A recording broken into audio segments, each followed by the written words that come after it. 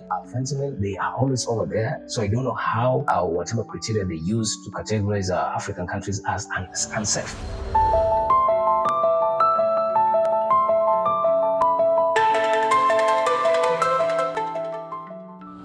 Dear South Africans, I've done Dear South African videos, I think close to 6 of them since last year.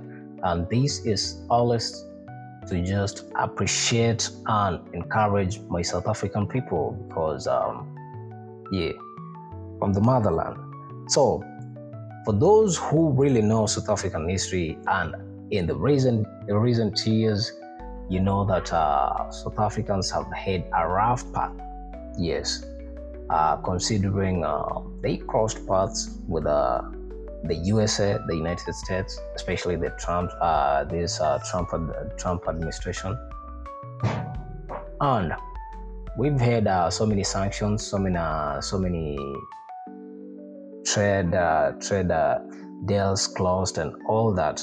So, despite travel warnings from Canada, USA, and China, South Africa records historic 10.5 million visits in 2025. Remember, in 2025, a lot happened in South Africa. If you're following the Dudula movement, you saw what happened. We saw South Africans trying to protect their borders against foreign individuals who entered the country illegally, or foreign immigrants, illegal immigrants, as you may call them. And also the issue of white settlers in South Africa. We've seen a lot happen, and Trump coming in and saying, oh, this and that, Israel, all this.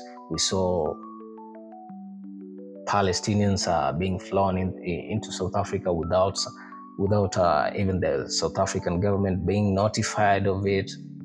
And a lot just happened last year.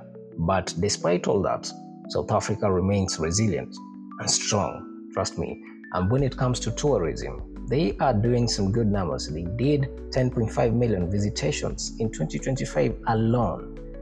South Africa welcomed a record of 10.5 million international visitors in 2025, surpassing the pre-pandemic levels despite travel warnings from the USA, China, and Canada.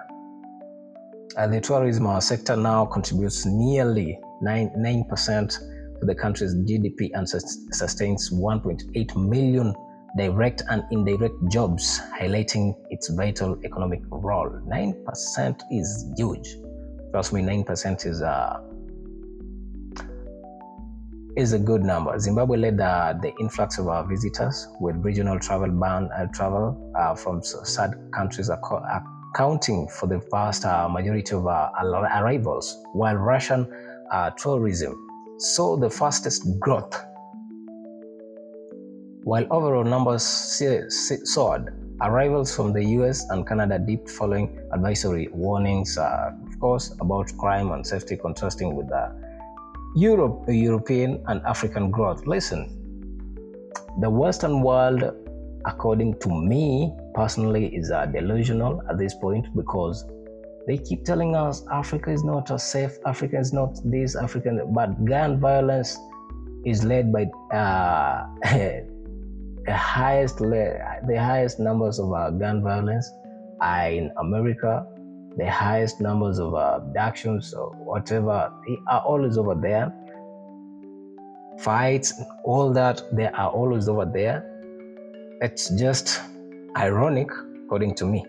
So South Africa has remained resilient, and I thank God for that. I thank them for that, because it's always a matter of choice. Yes, it's always a matter of a personal choice, whether to go the right way or with the wind. Despite the threats, despite whatever, and all that, South Africa is just another amazing country. Countries like Kenya, Nigeria, Ghana, Mali, Burkina Faso, Tanzania need to emulate this they need to emulate South Africa because it's by far one of the most developed countries on the continent, and I think in the coming few years, it's going to be a reckoning power player when it comes to geopolitics and all that.